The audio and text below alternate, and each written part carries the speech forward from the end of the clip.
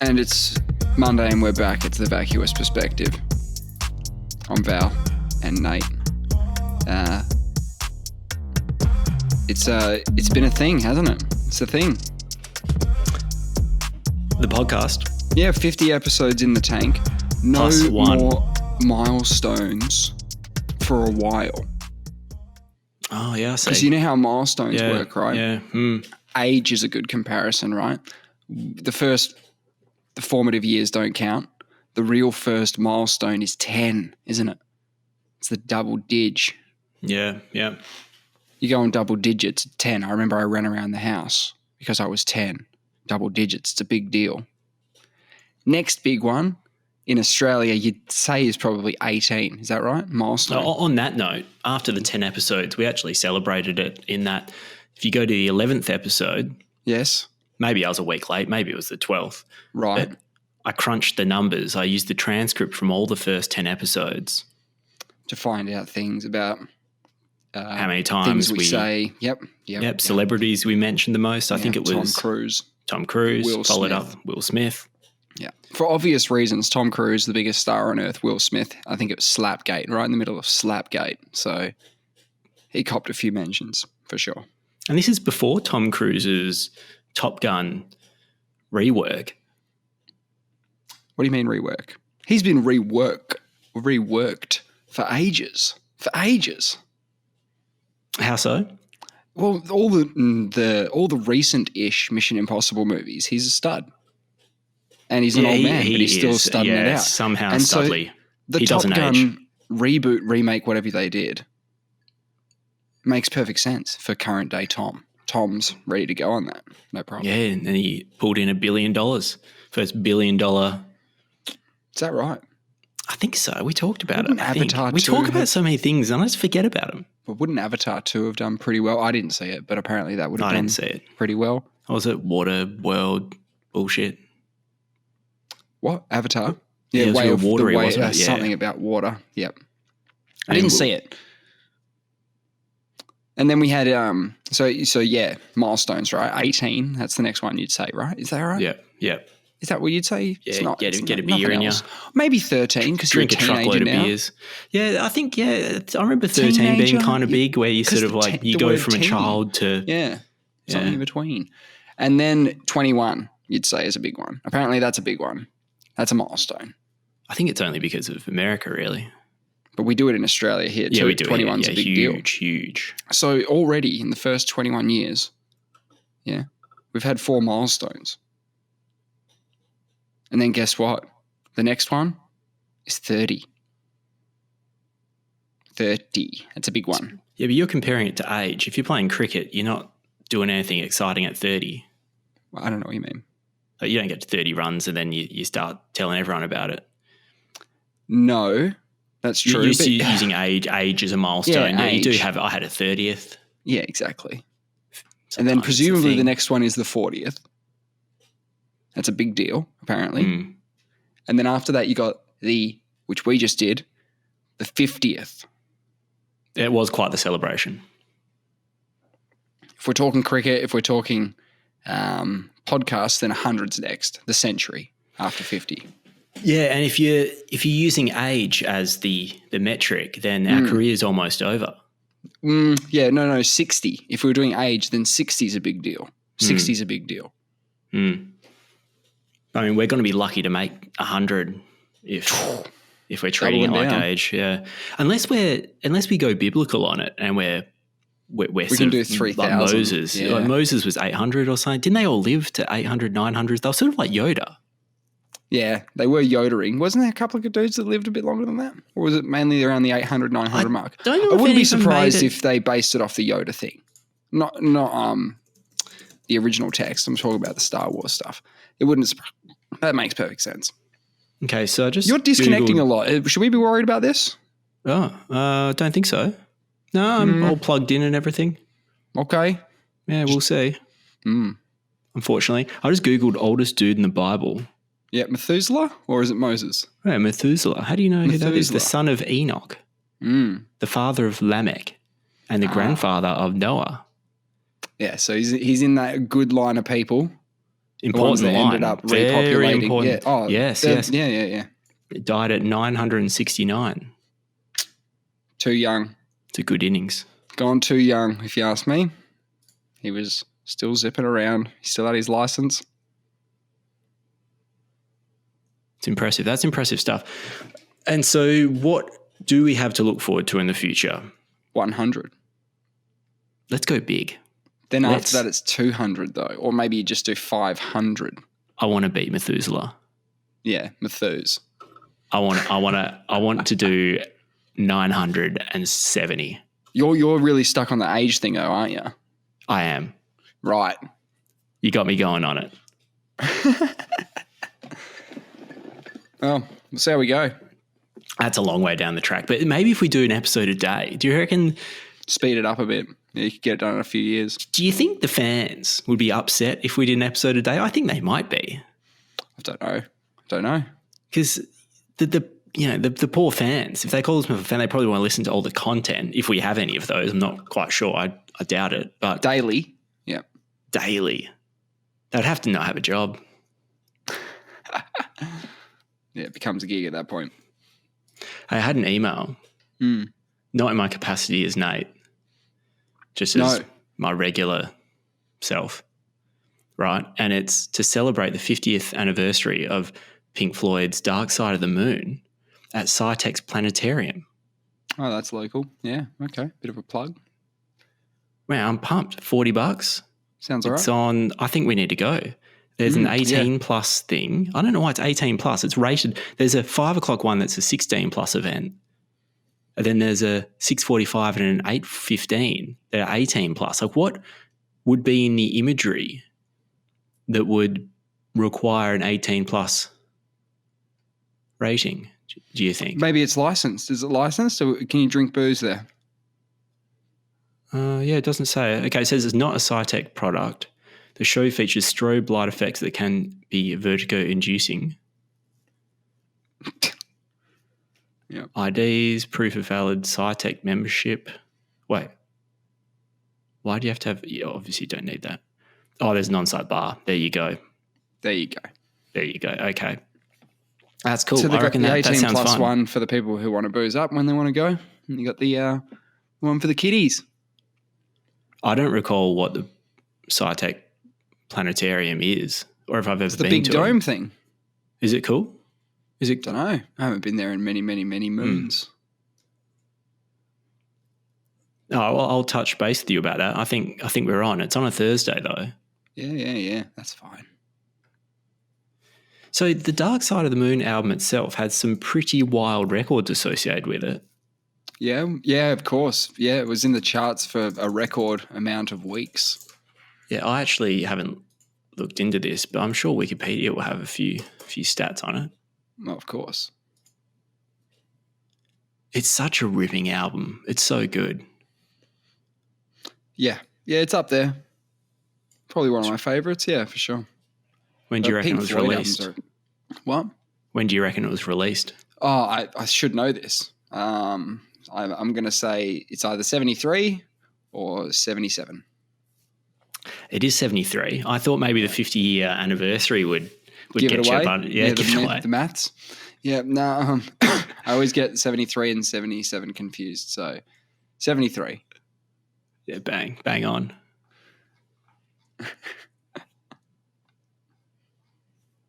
Okay, I can't find any particular... What do you mean? Obviously, it's such a huge record that the Wikipedia is long. Of course it is. Chart record, that's what you need. It is the third best selling studio album of all time, having sold 45 million copies as of March 2023, which is pretty current. Dark Side of the Moon has spent 972 weeks on the Billboard 200 charts. 972 weeks.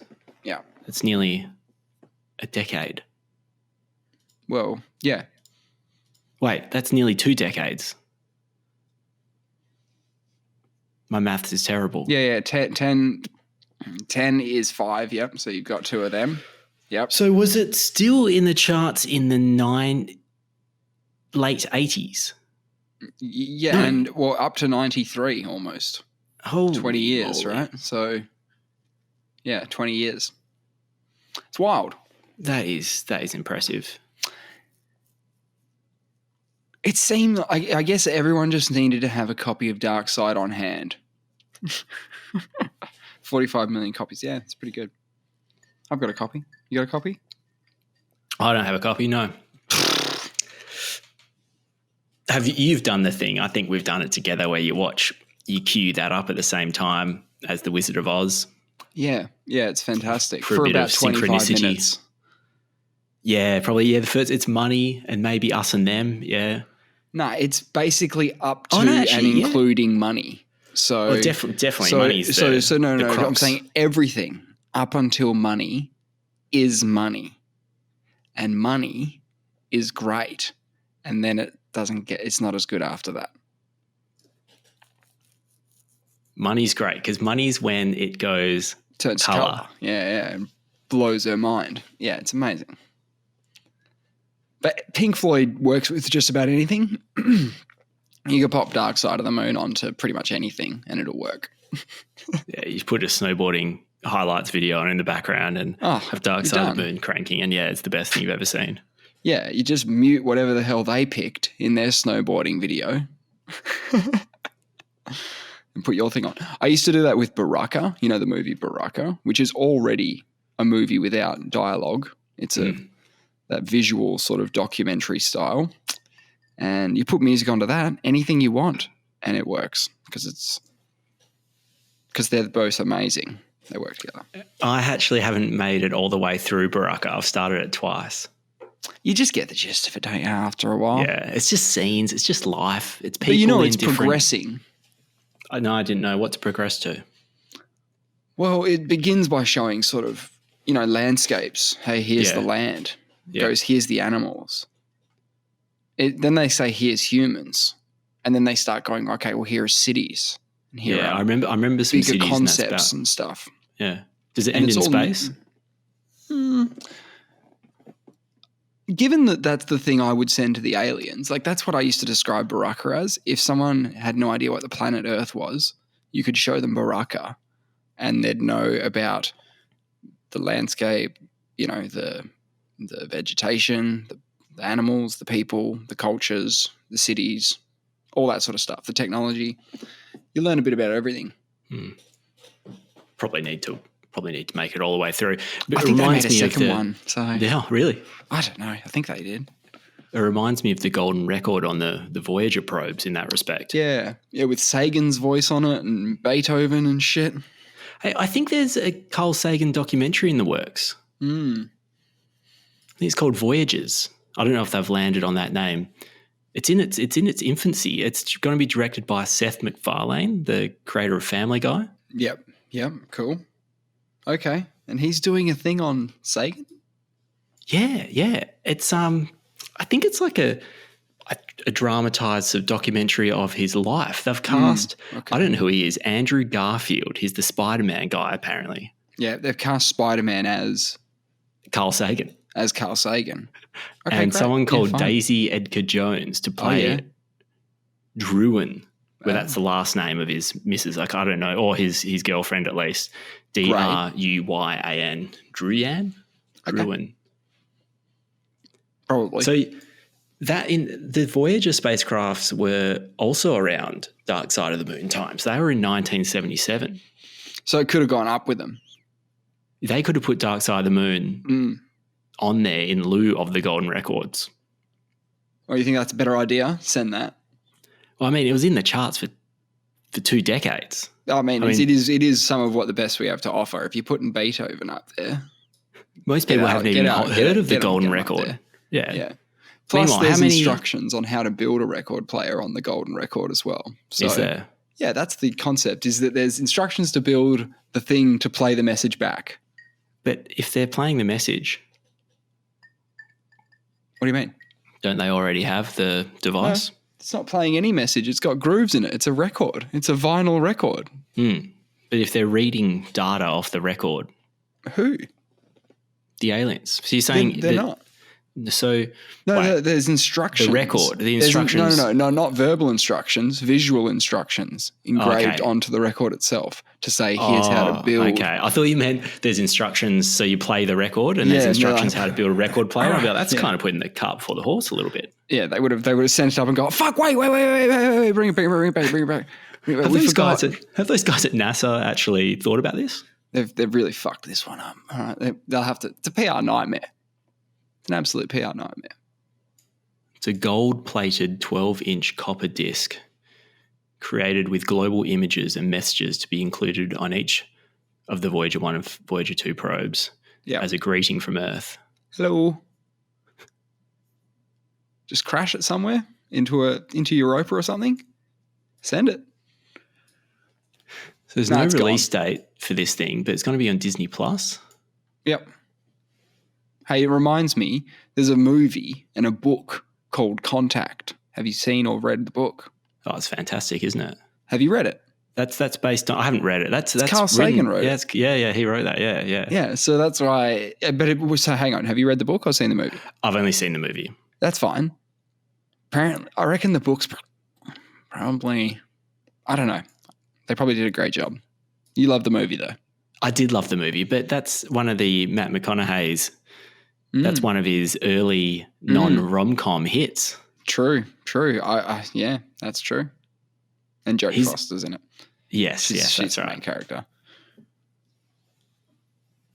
But that's the realistic attempt to show what it would be like to be contacted by extraterrestrials, right? Yes, the Hollywood version. It's Sagan's best guess in the book as to what would happen if the world started to know that there were extraterrestrials that we had that we're communicating with. And what happens after that? So pretty cool concept. Apparently, that was the same director as Back to the Future. Yeah. Okay. Contact. I didn't know that. Huge. Robert Zemeckis. Yes. Yeah. Okay. All right. Well, he's done some some good work there. Yeah. Have a look down his IMDb if you can. Zemeckis. Give us some other movies. Who Framed Roger Huge. Roger you remember that one? Rabbit? No. Dude, you didn't watch that when you were a kid? It's the one where I don't think so. You might have. So if you type in Jessica Rabbit, it's a bit of both. It's real. It's the first real movie cartoon crossover movie. Jessica Rabbit. Yeah, I think that's right. What's her name? Who Framed Roger Rabbit? Yeah, lady? It is Jessica Rabbit. Yeah, fictional character in the novel Who Censored Roger Rabbit. So this is not triggering any memories. No, not really. Oh man, you should watch that movie. Okay, what's next? Sorry, I don't have it up.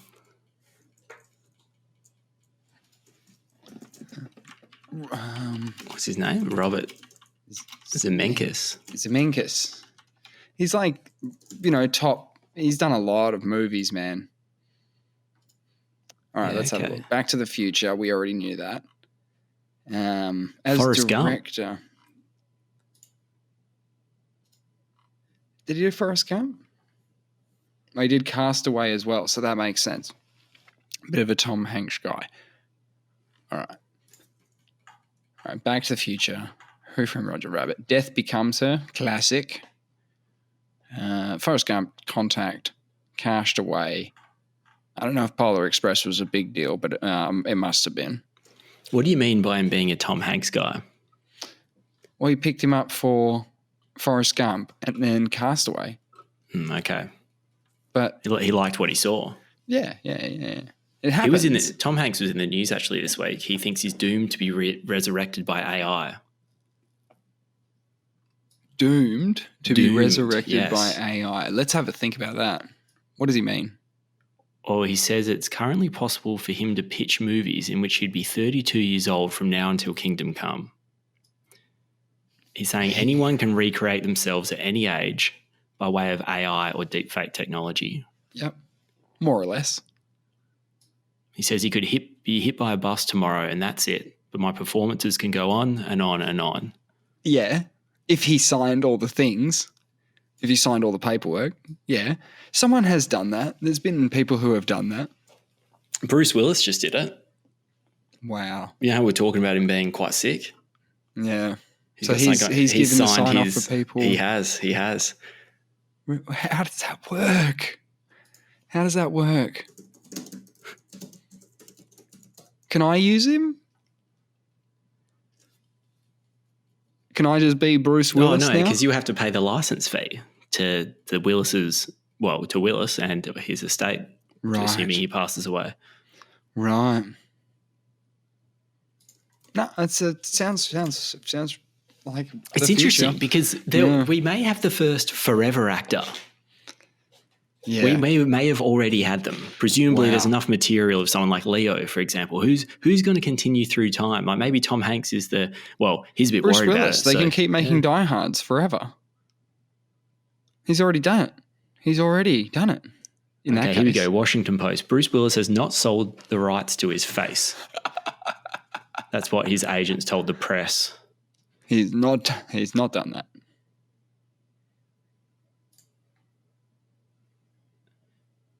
Okay. A series of widespread reports said the actor had entered into a unique arrangement with a deepfake company to replicate his likeness via AI in upcoming movies.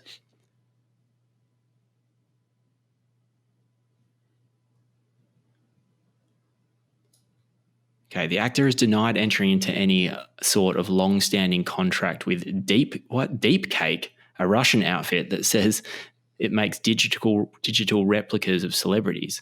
Deepcake confirmed to me that there had been a misunderstanding. Deepcake, so this is a quote, Deepcake doesn't own any rights to the digital twin the company creates, a spokesman for the firm said. Oh, God, it's getting murky already. Yeah, it's murky. Yeah.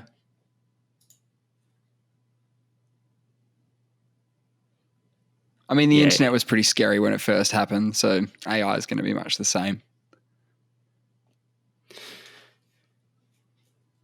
Yeah, it says here, Bruce Willis has become the first Hollywood star to sell his rights to allow a digital twin of himself to be created for use on screen.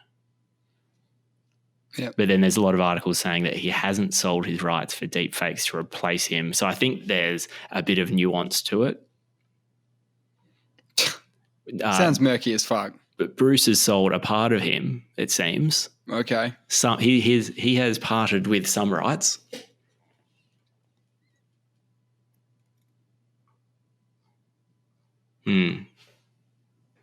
It's an easy way to make a buck, though. You just have a licensing arrangement with people. They can use your likeness, and you just sit back and watch the cash flow in. Yeah. Well, you just say, yep, you can use my face. You got all the voice stuff, presumably. Everyone can, they do the voice stuff now. Boom. Chuck him in. I think James Earl Jones also did that for Darth Vader. I think he's given his digitized voice to be used. James L. Jones. Yeah, the voice of Darth Vader. Really? Has he done anything else? That name sounds familiar. Oh yeah, he was in the Sandlot Kids. Wow. You don't know that one? Yeah. No, I know the movie. Yeah. I can't see who he is in that, but he's the old man who has the ball. Oh, okay. He's got the big dog and the ball. So does he do the whole, or is that done by a machine? That's probably a sound effect that the sound designer would have done. So he just speaks into the mic. He's not like a beatbox guy that's doing all the noises himself. Yeah, but surely not. No, you know what I mean? No. But, that would be impressive. But you'd be surprised. Because his voice is amazing. He's a very versatile, actor, and just the way he talks is Darth Vader, like pretty regular. They only do a little bit of work to it before it's I'm so jealous of people that can do impressions and voices or just have a cool voice themselves. yeah. I really need a cooler voice. No, here's the thing. Sorry, about James L. Jones. Yeah. He's Mufasa. Ooh. You know, everything the light touches. Wow. So can you imagine that, right? Now just to picture it's Darth Vader. It's the same voice. I'd like to see a deep fake of that. A bit of AI, just get the Darth Vader sort of nuance and tone over the voice of Mufasa. Yeah, you don't need to do much to it at all. So good. I need a voice like that. Yeah, I'm going to work on that. I'll come back next week. I'll give you my best Mufasa impression and my best Darth Vader impression. Which is the same thing. Yeah. Sandlot Kids, baseball. I was interested by a story I saw in regards to baseball. Some New Jersey Community College league had its head coach step down / fired because they were caught cheating using listening devices in the runners' helmets, in the batters' helmets. Bit of a scandal. They got caught. They put listening devices in the batters' helmets. Yeah, so he's talking to them. Oh. The coach is talking to them while they're batting, while they're running. I thought that the opposition team, he was listening into them chat by like having a listening device in their helmets. And I was like, wait, he's listening? Yeah. No, the team are cheating. They're in cahoots. No. Who's in cahoots? The coach and the players. Oh, yeah. Well, no, I don't think they're in cahoots. I think it's just they're one team. But you're not allowed to communicate like that, right? Oh, no, you're not allowed to have devices inside the helmets like that. Why not? This is 2023. Yeah, because, well, here's why. Is because the coach is sitting there on the bench with his laptop or something or an iPad. He's got an iPad out, which you're not allowed to have either in the dugout. Yeah. He's got his iPad out. He's probably watching the live stream of the game. Oh, okay. So he's trying to pick up on catcher's signs to the pitcher. So he can be like, okay. If he can be like, fastball, it's going to be a fastball right down the fucking middle. Just swing away, you fucking, that sort of shit. Obviously, that's a problem. Yeah, okay. So there's a bit more to the story. I'm surprised someone hasn't done that before, actually. It seems like quite an easy way of cheating. Yeah, but you're not meant to have the iPad. No, you're not supposed to have any of that. So there's still coverage of this. The popularity of this league probably rivals some of our minor leagues, you know what I mean? Because that's how it works in the States. What, the community college baseball league is? It's probably massive. Off. Yeah, it's probably massive. It's New Jersey's as well. It's just the New Jersey area. Right. So it's popping off. They've got listening devices in the helmets, man. They're taking it fucking seriously, all right? They want to win, all right? So what happened is you can see the catcher sort of going, am I hearing something coming out of this fucking guy's head? Like, is there a voice in his fucking head? And so he trots off to first. And he goes, mate, this God's talking to this guy in his head and I can hear it. Yeah, exactly. And presumably this guy's taken a lead off and the coach has gone, still, right? And so the runner's gone. And I reckon the first baseman's like caught a listen of that steal line and gone, there's shit in their helmets. Straight up, there's fucking shit in their helmets. So he tells his coach, yo, they got shit in their helmets, right? Get them. So the coach walks up to the umpire and has to like politely request, hey, my guys are hearing voices out there. Can we check their helmets? My guys are hearing voices out there. Yeah, essentially. It's an odd request. Yeah, it's an odd thing to say. And a weird thing to make up is the point of the video guy made, John Boy made. A weird thing that you'd make up. Oh, there's things in their helmets. Oh, guess what? They turn over the first helmet. There's nothing in there. But the runner on first, he does his helmet tip. Boom. There's a listening device in there. What the fuck is this?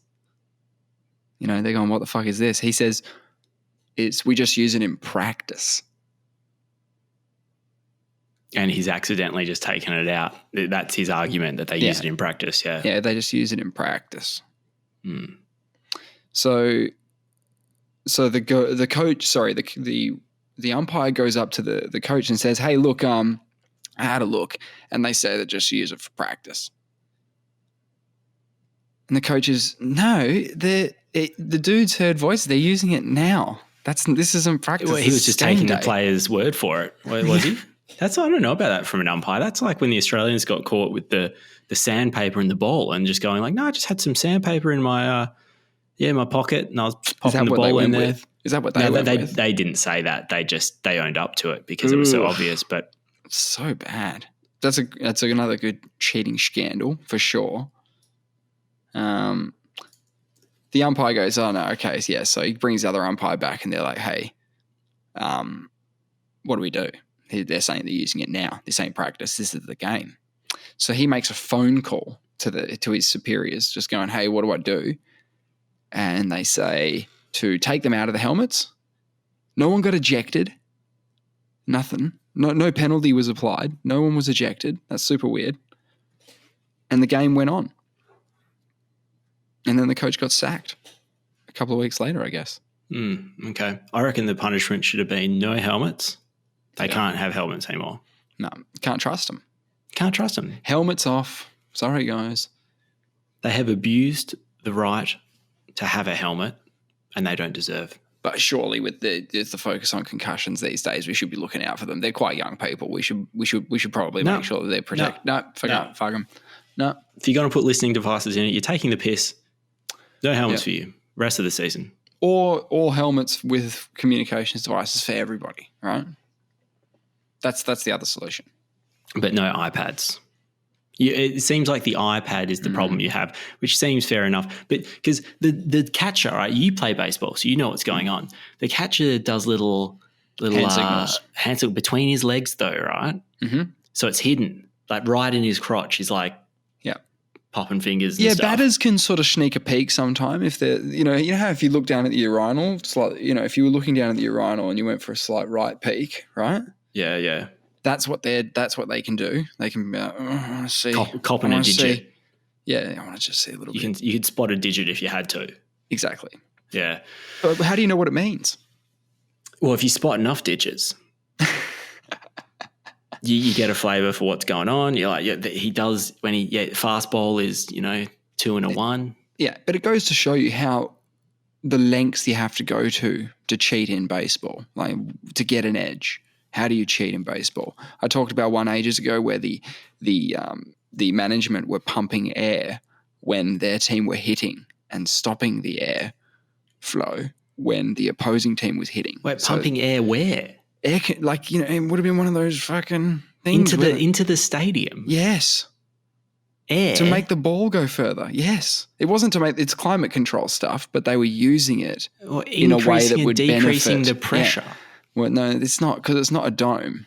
No, it's not. Okay, so what's this air business? Well, they have to still have air conditioning in these places. So it's got a roof. Well, they still would have air conditioning somewhere. Even in an outdoor stadium? I don't know, but they were turning the air on. They were pushing the ball further. They were caught cheating. The air on. Yeah, okay. Yeah. Well, maybe it was in a dome. Maybe it could have been in a dome, and they were just doing that. Even then, I don't really know how turning the air. Look, I mean, it sounds. No, they did it. They got caught. Sounds legit, they got caught doing it. But these are the lengths they have to go to cheat at baseball. In cricket, they just rough up the ball a little bit with some sandpaper, and that is the edge. That is the biggest scandal in Australian cricket. You know what I mean? Why don't you just have someone that has an elephant elbow? Do you know what an elephant elbow is? What does that mean? It's like you have a really rough elbow. Yeah. Okay. It's like elephant rough skin. Elbows. Yeah. Then you rub the ball on that. Yeah. Can you do that? Well, I think so. I mean, otherwise it's just discrimination against people with elephant elbows. But do people rub the ball on their bodies? Well, they rub it on. Yeah, they rub it on their crotch. They rub it on their. Yeah, but that's got pants. They've got pants on. They're rubbing it on their pants. Well, you can't use your fingernails. I know that. Yeah, okay. So you're just trying to figure out how to use cheat. that. You need like sharp, bony, get in there. You need some of those. Like yeah. Maybe the chip away at your knee with something, maybe like a pickaxe, and have like a really sharp knee and rub the ball on your knee, cut it up. I don't know. I'm trying to get creative here. Yeah. Well, speaking of cheating, I wore those illegal Alphafly shoes the other day. So we had our base run. So we had our base run, right? Mm-hmm. How'd that go again? Remind the folks. Oh, well, the base run I did, I think it was 3 minute 50 kilometres for 3 minute 50 kilometres. For 3 kilometres. Yeah, and then you wore the fancy Nike Flyers, Air Flyers? The Alphaflies. Alphaflies. And they're illegal shoes at the Olympics. Shoes. Yes. Triple carbon fibre plate. Well, I just went for a very casual run because me and the wife have matching shoes. We just went just for a casual run to check out what they're capable of. Yeah, we haven't no speed yet. Right. We just did a 5K run, averaged just under 5 minute kilometres. Yes, but you were just coasting. We were coasting. But normally we coasted around 5 minute 20 kilometres. So I would say it's 20 seconds per kilometre faster, but that's not a proper measure of because we were just. But you'd be surprised. Most of the time when we go for a run, it's pretty consistently around 5:15, 5:20. But we may have been just a little bit excited with the shoes, perhaps. Yeah, okay. They feel fast. They feel fast as anything. Did you feel like bouncy? You'd be worried, right, if you went for went hard for a run and then came back and it just wasn't, boost now, right? It has to be a boost. Yeah. I reckon you can feel it. You're feeling it. Yeah. And I'm looking forward to doing an actual 3K time trial. I'll give you a full update then. See, I don't think I've ever put on real running shoes before, proper running shoes, right? What size are you? Good question. Yeah, see, I wouldn't know the size of my shoe if I wasn't a runner because I just buy, you don't buy shoes that much, right? If you're anything like me. Often. Yeah, no. Yeah, you probably about mine. I was going to say you'd pop. Do you reckon on, I could pop just yours go for on? a run? Yeah, do you reckon? Oh man, I'd it love look to. Hilarious. Yeah, I'd love to. Because I think me putting on running shoes and going for a run, I'm not getting a real experience unless I try something like that. Going from zero to that would be pretty good. I reckon you might be able to contact Nike. Yeah. It's Nike. It's Nike as well. We say Nike. Do you say Nike? I'm pretty interchangeable with it actually. I'll drop a Nike. I think it's got to be Nike. Okay, because it's why is the that? goddess of victory. The Greek goddess of victory is Nike. Okay, that's how it's pronounced Nike, and that's what Nike is named after. So we just have to go with it. I think I'm wrong. When I was young, I thought it was Nike, and I thought people that said Nike were silly. Right, but that's because you were just being phonetically correct with it. Probably. Yeah. Now I'm the one that's silly. It's taken me 36 years to realise this. No, it's okay. Yeah, contact Nike. Say, I haven't run a kilometre in my life. Yep. But I want to be the first person to, I don't know, do something that, you've got no running background at all. You want to go straight to the top. Yeah. You've got a lot of improvement. I do. Yeah.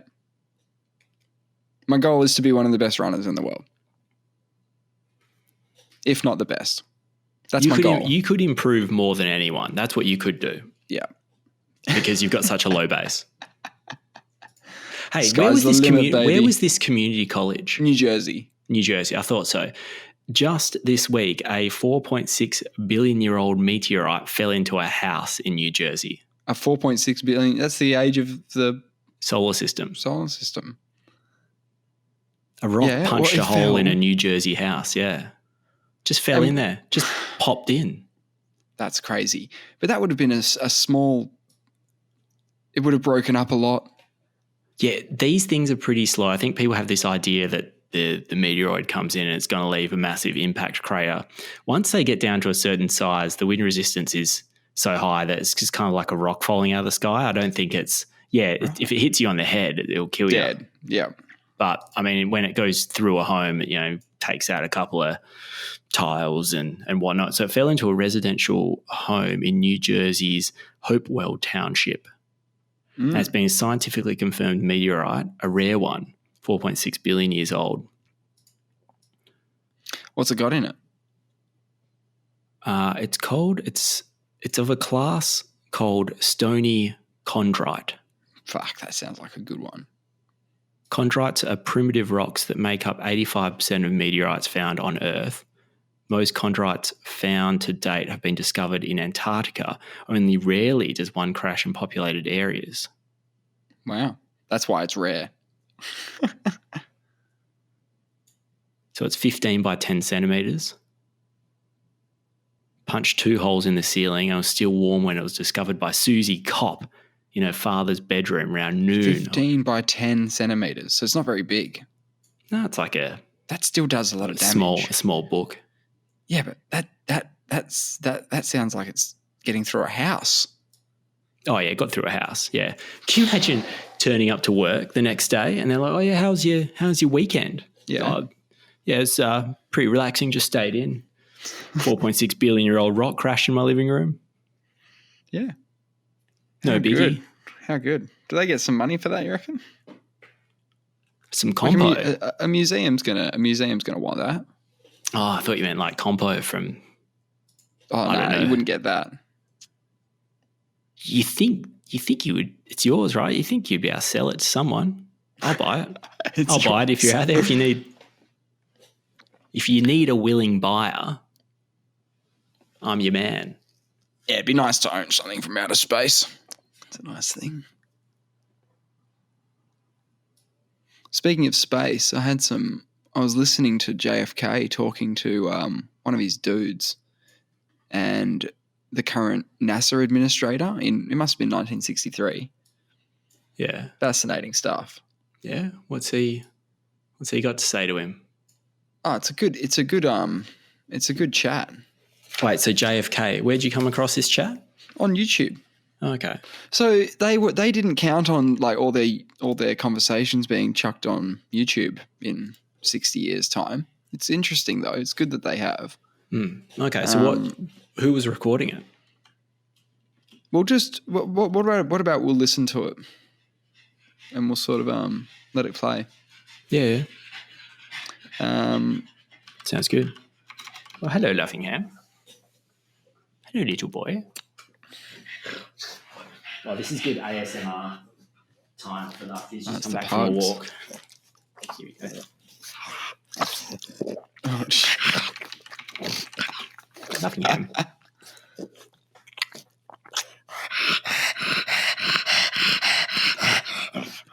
You want to send those into space? Yeah. I reckon he sounds a bit like Darth Vader, doesn't he? Like a happy Darth Vader, a very exercised Darth Vader. Yeah. It's like if Darth Vader went for a jog. Yeah. Okay, I want to see Darth Vader in some of these pink Alphaflies. Can you put that into your AI photo generator? I could try. Yeah, I could try. Darth Vader yogging. It goes for a bit too long. I think you should watch it and get back to me. Oh, are we talking homework?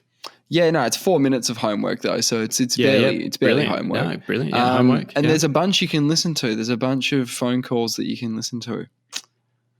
Cool. Just presidents in the White House just making calls. But he's talking to the space administrator about getting to the moon. Awesome. That's man, good. I'm in. Just send me the link. Yeah, I'll do that. There is a celestial battle royale going on in our very own solar system at the moment. How many players are remaining? What?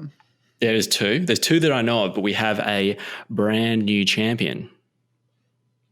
All right, elaborate. Well, hang on. What's going on? Okay. I'd like to be the first. There is a battle. There has been a battle for which planet has the most moons. Congratulations to Saturn. Okay. It has reclaimed the title of Moon King. Yeah, okay. I didn't know Our that. solar system, yep. With astronomers discovering 62 new satellites.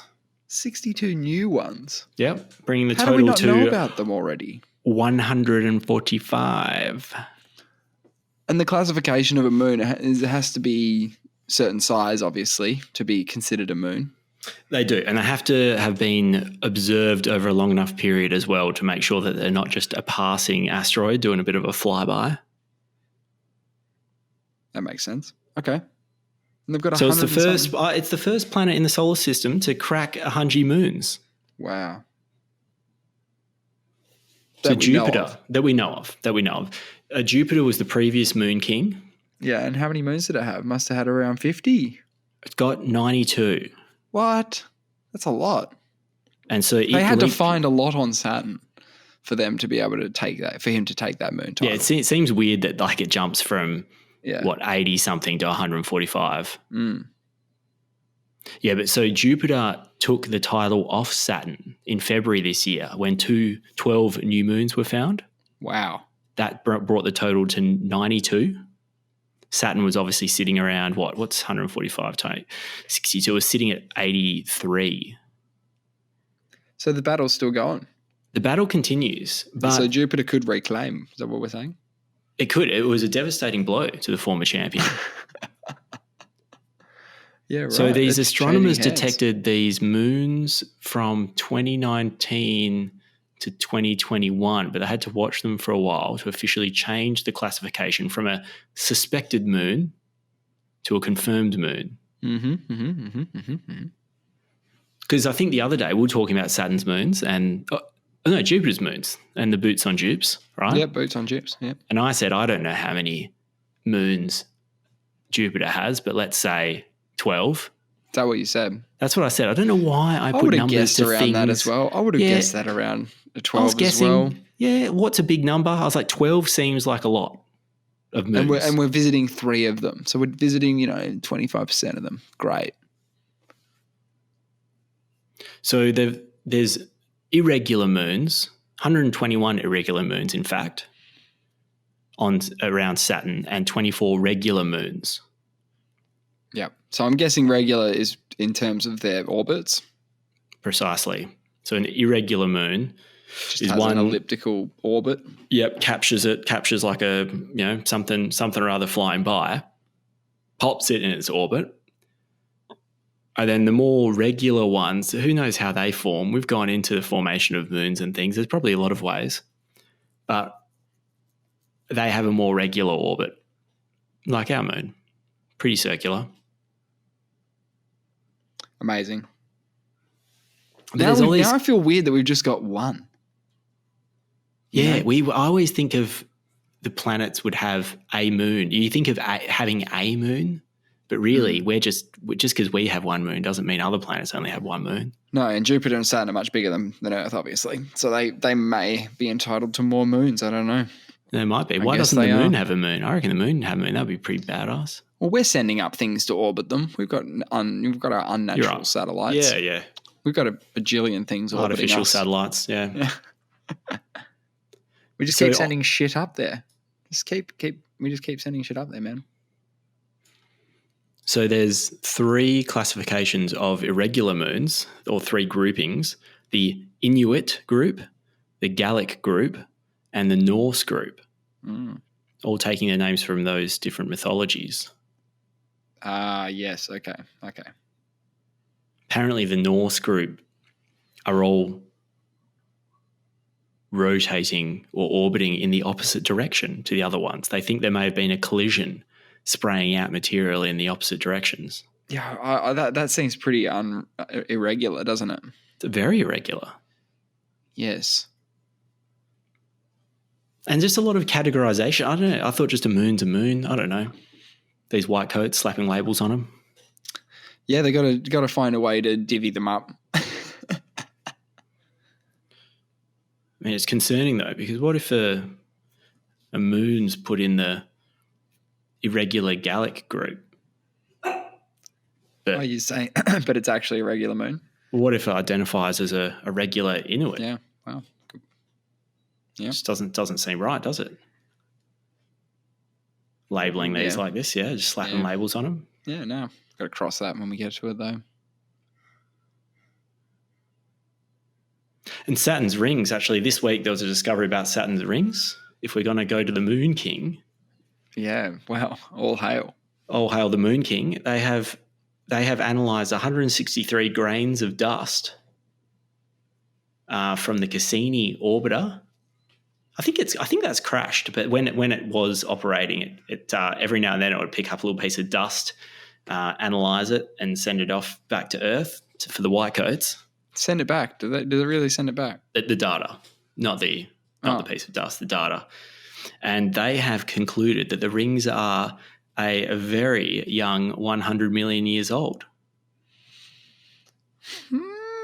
That's interesting. Because Saturn's 4.5 billion. So this is a very recent development. So what you're saying is around the time of the dinosaurs, there were no rings. If they had telescopes, which I reckon they probably did. They probably did. Who are we to say they didn't have telescopes? What's going to be left after 360 million years? You know? Not their telescopes. Anyway, so they would have looked at Saturn, seen no rings. They got no rings.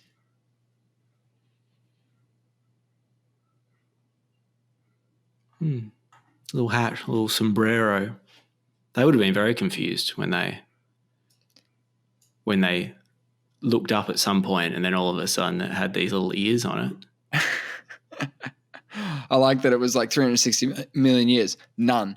360 million plus 1 years. Boom. Rings. How did they form then? Like we do that? Yeah, I thought it was the icy because it's 98% ice. Like they've analysed specks of dust and it's roughly 98% pure water, ice by volume, with only a tiny amount of rocky matter. Well, yeah, so where'd they get all the water? Got thrown into orbit? But presumably by the moons or maybe a moon disintegrating. Pretty cold out there. In outer space?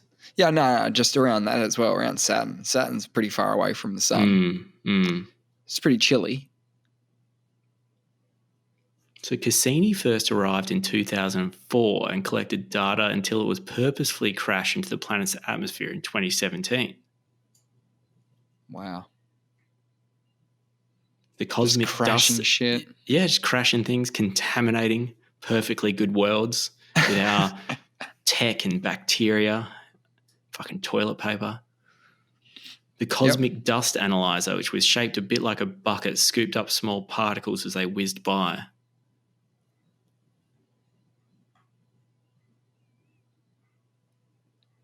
We do need all the water we can get. Send it back. Yeah, so it says here, today scientists know that Saturn hosts 7 rings comprised of countless chunks of ice. Oh, no, So I thought they were saying they don't know how they... Somewhere I did see they don't actually know how these Saturns came about. But,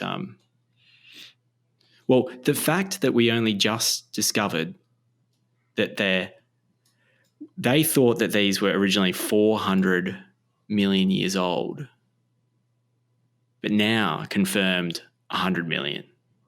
Right. They had estimated 4 times. They're just right. trying to be safe about it. That's fair enough. And it says that scientists originally assumed that the rings formed at the same time as Saturn, which would be a reasonable assumption. When you don't know, you just assume it's always been that way. Yeah. Yep. Yeah. No, but it's funny, isn't it? Because you know, again, it's not me having a go. I'm not having a go at scientists, right? But they go, guess what, everybody? What? We know how old the rings are on Saturn. Okay, we know. We didn't know before. No, we did. We sort of thought it was around 400 million, but we now we know. It's like, what is it? It's 100 million. You're like, great. Actually, also, I got to get the data. I realised I stuffed up. So this study reveals the rings are no more than around 400 million years old, but they think that they think it's 100 million, but they're saying it's 100% no more than 400 million years old. Wow, 100%. 100%. And considering that the planet is 4.5 B, yeah, it's changed the timescale from 100% of the age to no more than 10% of the age of Saturn. Right. And if Recent anything, it's development. 2%, yes. Just for clarity's sake. Hot take, maybe the dinosaurs did it. They could have. They were around that time. It. Yeah. They probably nuked Saturn or something, blew up all the ice, spun it. They could be sending us a message. I think they were just trying to get the water back. No, I think they were just trying to bring the water back.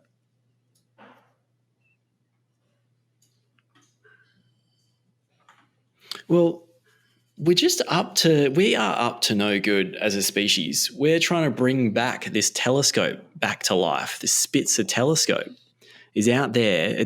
It's one of our first infrared telescopes. This predates the James Webb Space Telescope. Why are we using it though? What's happened? Oh, look, we put it up about 20 years ago or so, and we retired it about 3 years ago because it ran out of the cooling gas and things. It's about it's a long way from Earth, and we're talking about sending out a little robot to fix it up, to keep it going. And they say it's going to be the most complex robotic mission ever performed by humanity.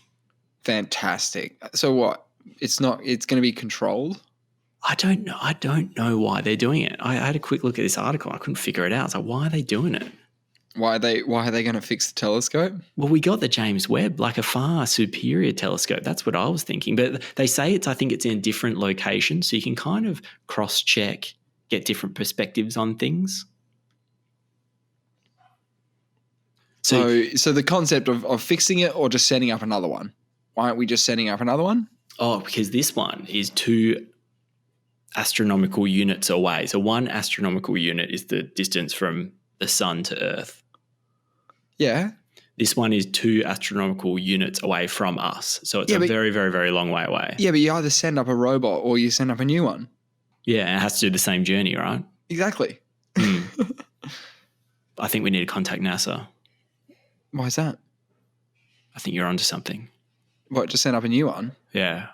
Yeah. Or can we do that? Or is it just, they just know that's a dumb idea, mate? We'll definitely do the robot thing. Thanks for calling again. But they're saying it's the most complex. They're electing to do the most complex robotic mission ever performed. Maybe it's more about a proof of concept. Maybe it's more a proof of concept because you want to be able to build moon bases, right? You want robots doing moon bases, right? So this is like the first attempt. Sounds fucking expensive. It does sound expensive. They've awarded a contract to some company called RHEA, RHEA, based in Washington, D.C., who have never, ever launched a mission. They've launched nothing into space. So they have given the most complex mission ever performed by humanity to a company that's yet to launch something into space. But it's like giving the Alphaflies to you. That is exactly what is going on here, to then go out and do a sub-2-hour marathon. Yeah, but maybe there's a bit of nuance here. Maybe they're building the robot and performing the mission, but they'll obviously subcontract out the flight to someone like SpaceX. Be like, build us a capsule at the top with room for our robot. Here you go. Yeah, they're not going to do the launch, are they? Yeah, here's your robot. Chuck it in. Yeah, we've programmed it right. Send it. Yeah, RHEA describes itself as a developer of astrophysics technology designed to support national security objectives. Yeah. Well, of course they were going to give it to a Washington D.C. company, like an American company, because it's tech. They got to hire locally.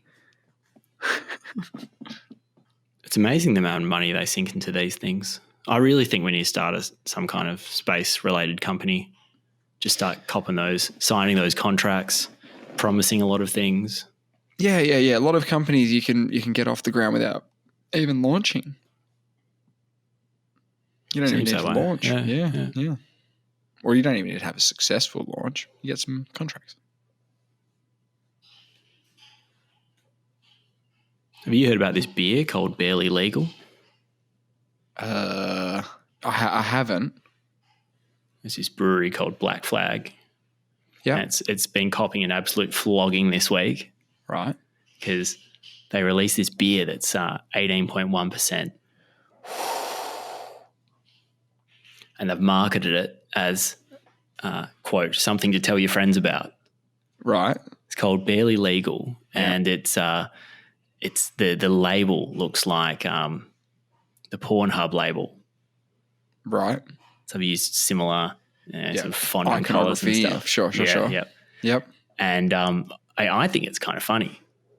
But, some people just can't handle the joke. I mean, it is sexist.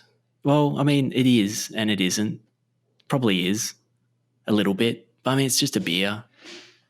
And it's a layered joke. It's inappropriate, but it's a layered joke because Barely Legal could be in regards to the possible copyright infringement, could be in regards to the alcoholic content, could be in regards to something else.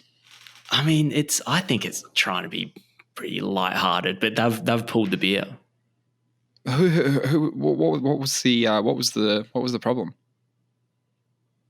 People just had a problem with it. The porn stuff? It's causing offence and distress, apparently. Right. Okay. Because it's inappropriate. I don't know, to joke about something. Yeah. Okay. I thought we were buying beers. That's okay. I don't know what's going on anymore. Yeah, I thought it was kind of funny, but so it's risky. I can see it's kind of risky, but isn't that what's going to happen? What are they going to change? Because I don't know what the problem is. So what are they going to change? So they release the beer label, again tomorrow. The label, yeah, right, and then it's going to be called Happy Beer. What? Happy Face Beer. This is what you've come up with? Yes. Right. So we don't know if they're going to change the name. Unrelated. Yeah, they'll change the name. Oh, okay.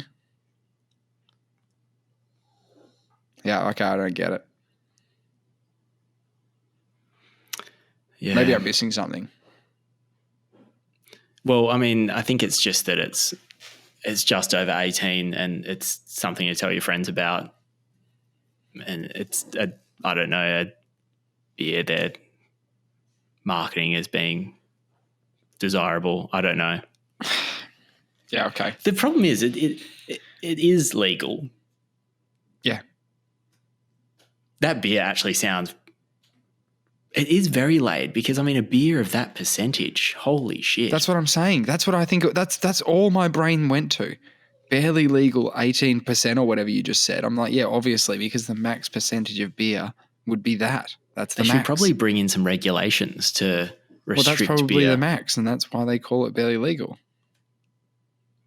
That's got to be the max. I've never heard of a beer more than 18% before in my life. Have you?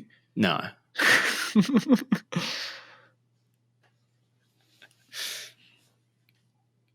Yeah, so I didn't get any of that. I didn't get any of that. Yeah, the Pornhub stuff, like that association, I get that. With that is not good.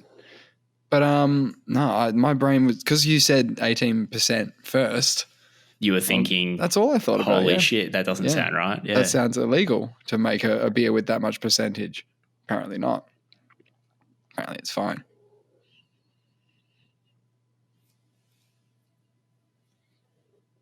Yeah. Yeah, apparently. Well, it's not fine.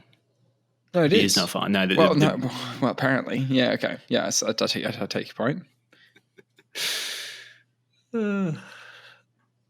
So I watched... did you ever watch that documentary on Netflix, Last Breath? I think I was meant to. What was that about? I was supposed to remind you about that. It was about deep sea diver. Oh, yeah. I haven't seen it, no. Oh, it's worth a watch.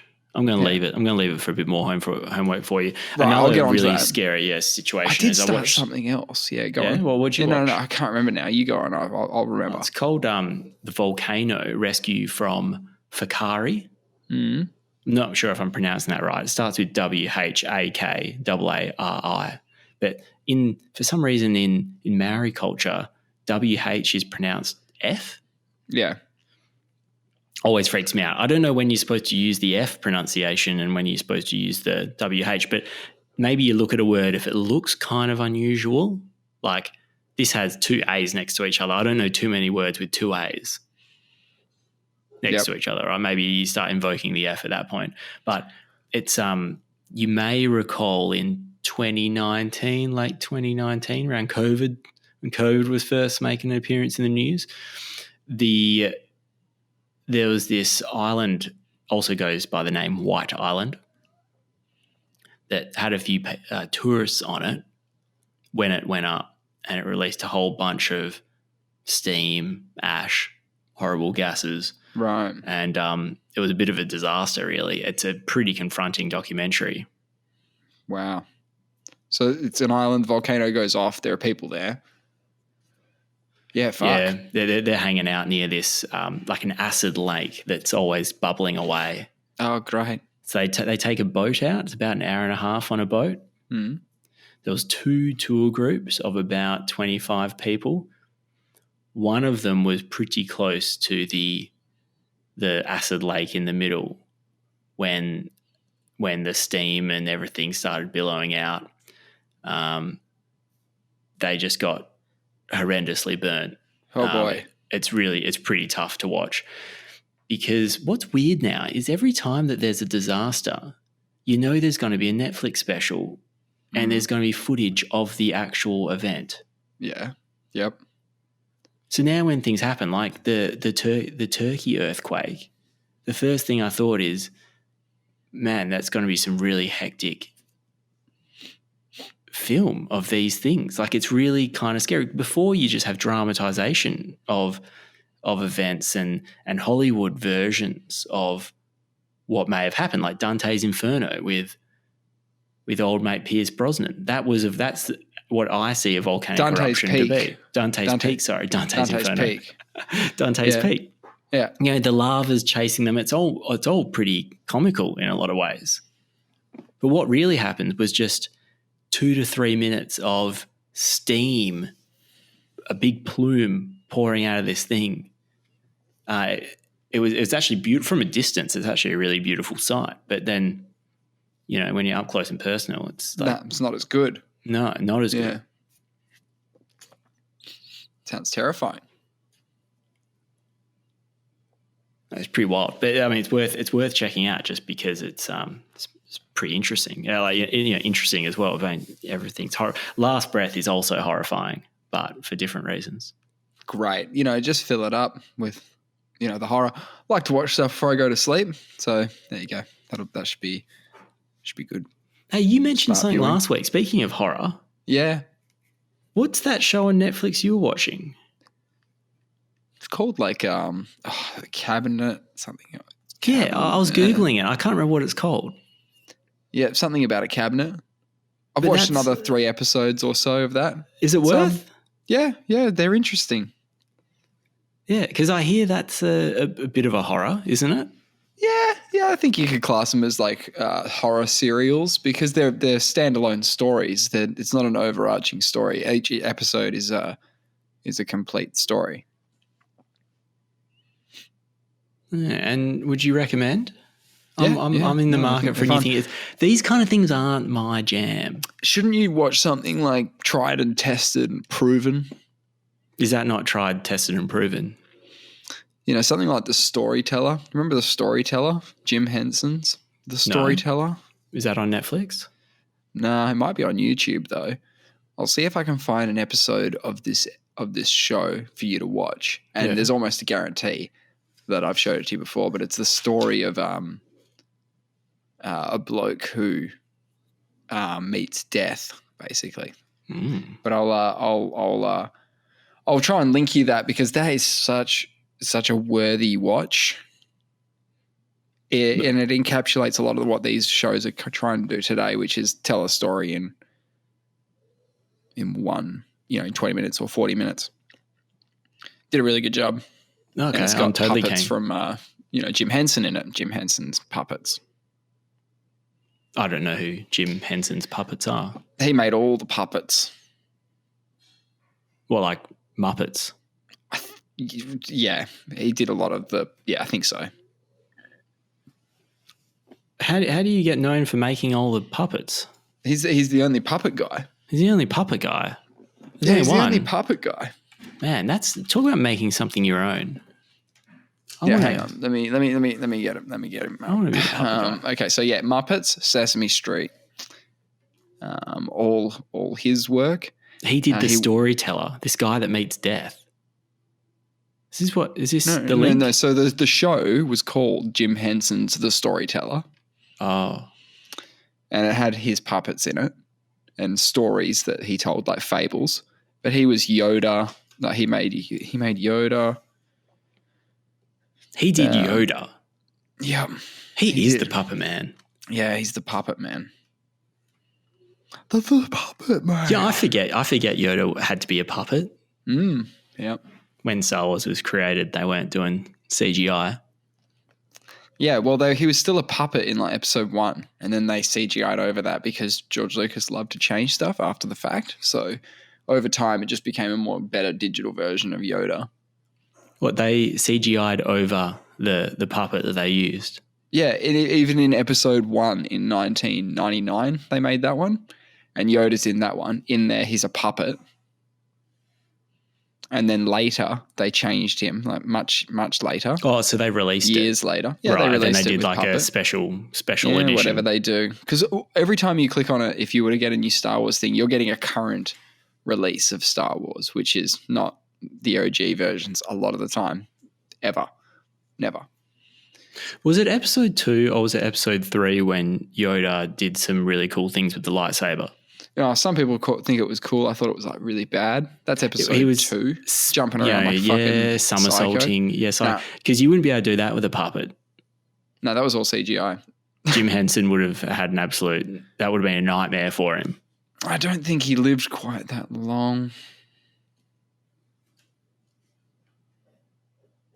Yeah, he died in the 90s. Jim Henson's The Storyteller. All right. No, I'm just, yeah. No, we'll figure that out. Because, you've almost certainly seen it before, but you'll love it. Actually, there's heaps of homework, so. Oh, good. I need some homework. Yeah. The good news is it's all on YouTube, kids. And if you want to do some homework, episode 5, The Soldier and Death HD Remaster is on YouTube. We're going to have a watch that a bit later. Is that the one? Is that for me? Is that my homework? Yeah, that's a good one. Yeah, cool. All right. I'll be linking you that.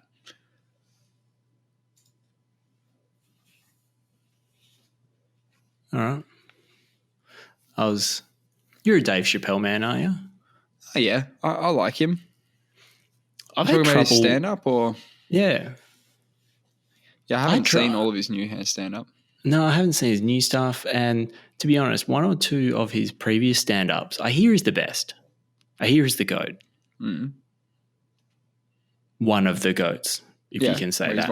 I'd say so, yeah. And I haven't seen that personally. Right.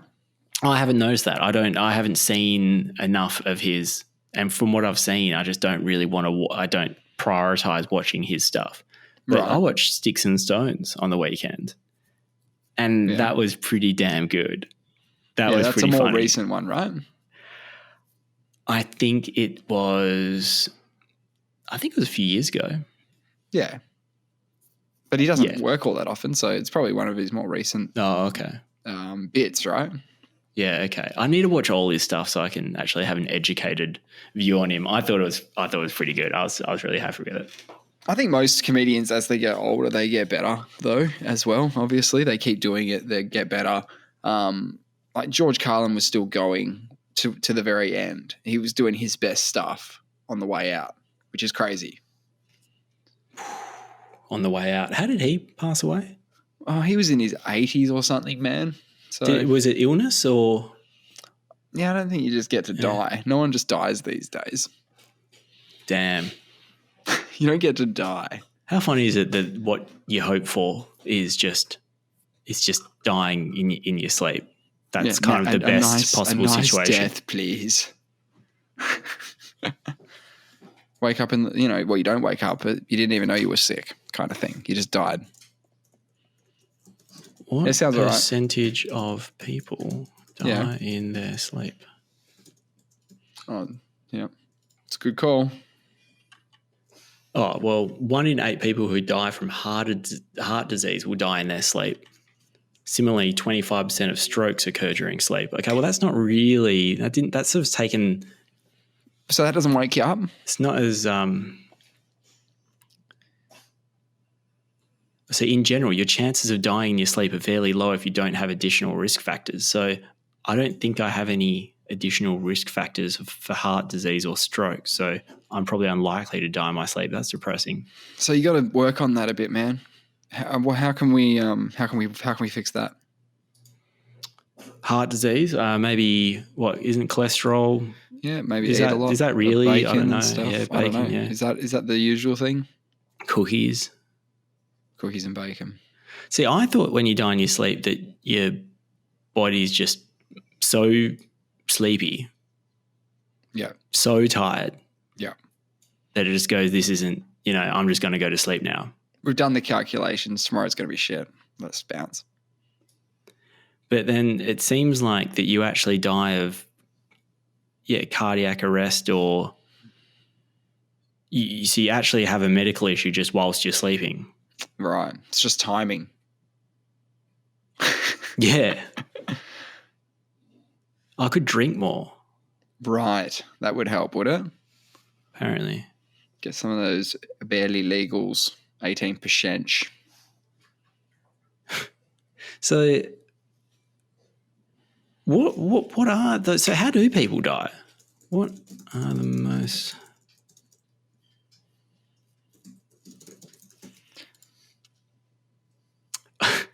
Lifeline, help is available. 100%. It's just Google does get concerned when I start Googling stuff like that.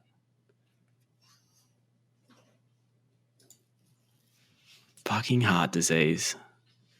So is that what's your heart good for? Leading cause of death globally. Ischemic heart disease. Ischemic. Stroke number 2. Chronic obstructive pulmonary disease number 3. I think it's crocodiles 4. Yeah. Just after crocodiles, lung cancers, Alzheimer's, spiders, diabetes, kidney disease. Spiders wasn't in there. Crocodiles make a comeback. Oh, that's pretty morbid. Hey, COVID, the World Health Organization has recently said that COVID is no longer a global pandemic. Like whatever big title they had for it, they have revoked that. We're all good. All good. Yeah. Well, no, they've just decided to stop calling it a pandemic now, right? Pandemic's over. Pandemic's over. That's what Celebrate. They've said. But COVID's going around still. Yeah. It's popping off at the moment because it's getting cold here, so it's popping off. Is it? Yeah. Yep. The WHO chief declares end to COVID-19 as a global health emergency. That's the wording I was looking for. It's no longer a global health emergency. Right. We're not having an emergency anymore. I forgot that we were in an emergency, to be honest. You thought the emergency was already over? I thought the emergency was back when Italy was having problems and stuff right at the beginning. I thought that was the emergency. I thought since then we were just in kind of like in a state of readiness to be an emergency or post-emergency. Like we'd had the emergency, but now we're all just hanging out. Apparently we are now. So there's nothing to worry about. It's just, they've stopped it. They've stopped the emergency. Do you remember monkeypox was in the headlines for like a week or so, and everyone's like, maybe it's a thing, maybe it's not a thing. Yeah, like people were turning into monkeys, presumably. Yeah, I think that was it. Or there was monkey limbs manifesting themselves on people, something of that nature. I mean, I'm not a doctor, but no. I did. Yeah. No, the white coats, they're doing it. Have they done anything? What have they done for me lately? I can't remember where I saw it, but I saw it through some video. I think I was watching Guy Williams' sort of New Zealand Today stuff. Mm. And it was a story where there was a scientist who said that they were putting dogs' heads on dog heads. What, replacing dog heads with other dog heads, or? Yeah, but they just popped a dog head on top of another one. Another dog's sort of neck. So it's got two heads. Two heads. And lived for, a day or something. And then it died. That's not. Is that really living? No, not really. It sounds like you're just dying over the course of the day. Oh, I don't know why I thought of that. It was just awful. That's terrible. Yeah. Yeah, they can't be doing that. That's a step too far, isn't it? Yeah. I think so. I think it's pretty brave of me to say that I think that's taking it a bit too far. But this was ages ago. Oh, I'm sure they're doing all that kind of stuff pretty regularly. Maybe not. Maybe it's just they were doing gain of function with dogs. They were seeing if they could double the amount of food consumption. Yeah, like a super dog. They do all this stuff. What would you do if you were a white coat? Oh, well, I wouldn't be doing dog head transplants. I have no idea. I think I'd be into the whole cloning thing. Yeah. Cloning. Yeah. Cloning. Well, animals? Nah, humans? People. Yeah, people. For organs. For organs. You need a heart, right? So we'll make a clone of you, take his heart out and give it to you. Right? Well, I don't know if it's organ harvesting if I make a clone of myself and then take myself's organ. That's right. My own. It's my very own organ, but in another person that looks like me. But because I clone them, I own them, right? That's how it works. Well, you don't own them. Well, it's slavery kind of 2.0. All I'm saying, if I make them and they are me. Yeah. I think ethically you'd have to have a conversation. What if I also engineered them so they couldn't feel pain? So now do we have a problem? Addition. Yeah. That would be a nice addition for them, sure. Yeah. I think when they're born, I think it's full clone. They stand in front of you, you stand in front of them, you say, "Hey, it's me." They go, "Hey, am I a clone?" They go, "Yeah, I need a heart. It needs to be a match for me." And they go, "Is that why I'm here?" And you go, Yeah. Are you cool with that? Because if you're not cool with that, then you can just, live on. And he'd say, "No, he'd be cool with that, right?" Yeah, we need to get consent, don't we? Yeah, you need consent, man. You can pretty much fucking do anything with consent. Hey, there's a really good YouTube video explaining consent for teenagers and, adults. Yep, good. And it's called T consent, TEA consent. Yeah, is that more homework? Yeah. Right. Essentially, what's the deal? It replaces the idea of it replaces sex with tea. And the idea is, someone can say they want tea. Sure. You can go home and then they can decide they don't want to have tea anymore. That's true. Don't force them tea. Yeah, no, sometimes people don't want to have a tea. They might have said they wanted a tea before, but then they don't want a tea anymore. Yep, fine.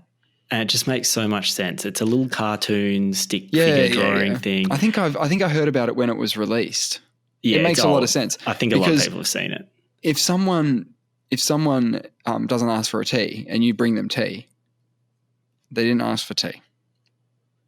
And if they're passed out, don't give them any tea. They can't have tea. You don't give them tea. You wouldn't give someone tea that was passed out. No. It makes you'll have all these fucking psychos sense. giving tea to everybody.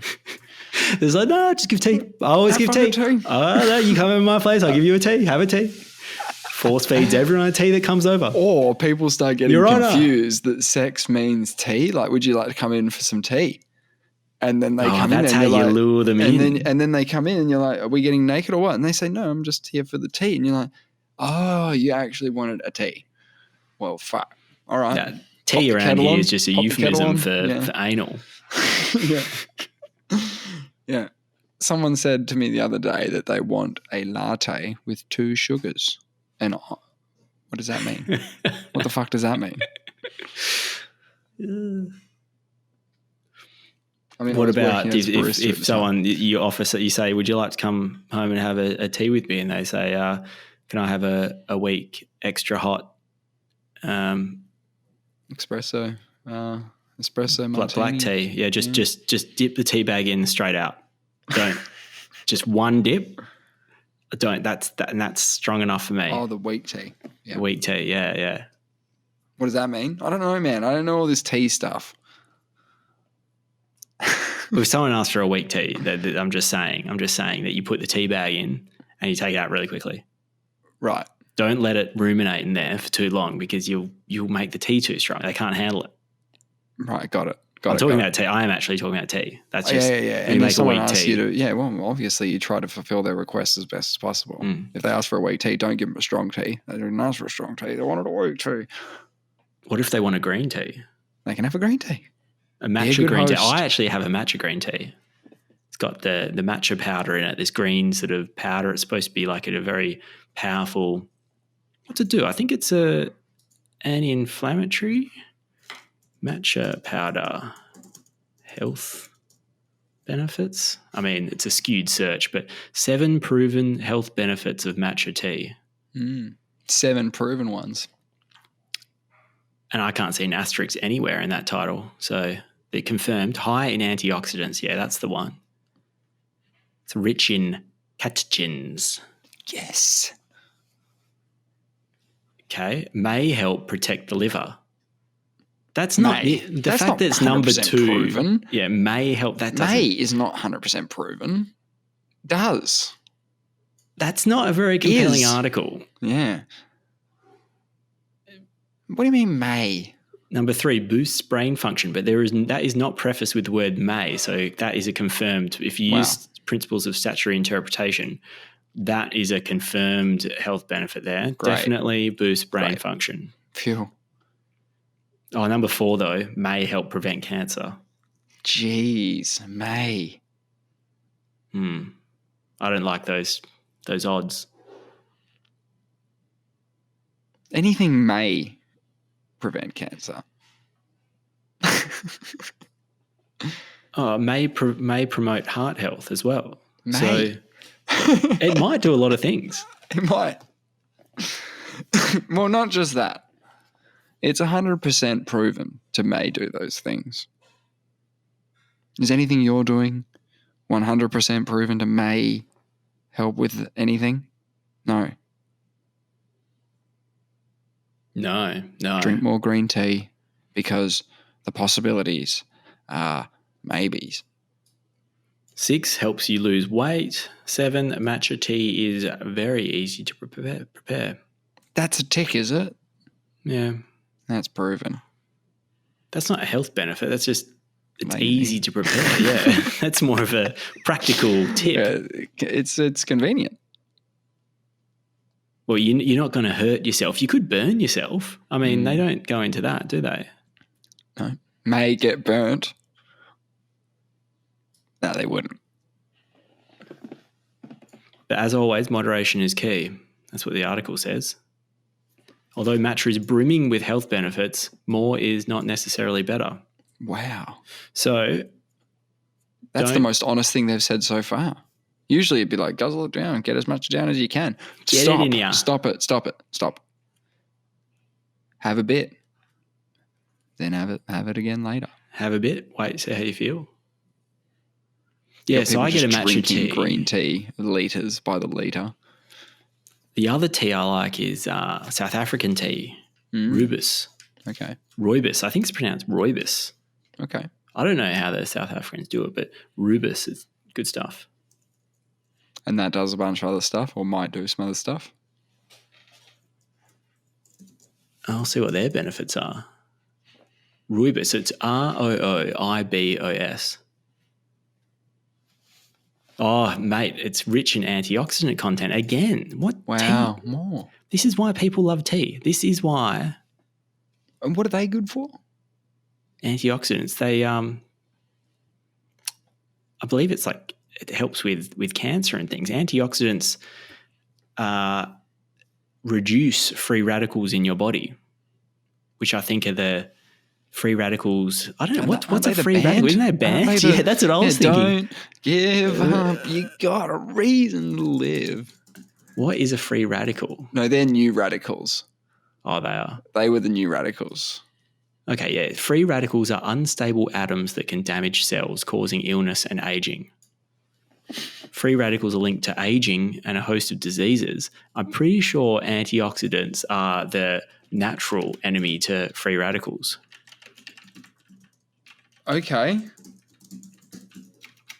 Just checking. Antioxidants are chemicals that interact with and neutralize free radicals, thus preventing them from causing damage. Speaking of new radicals, they performed at Joe Biden's virtual inauguration parade. Did they? How old are they? Well, they're old. But have they done anything since then? Because they've just come back for this. What is his virtual inauguration parade? Can I watch that? Because it was during COVID. It was 2021 during COVID. So can I watch that on YouTube? Yeah. Yeah, new radicals perform You Get What You Give in Biden's virtual inauguration parade. Okay, I'm going to go away and watch that. It's not very good.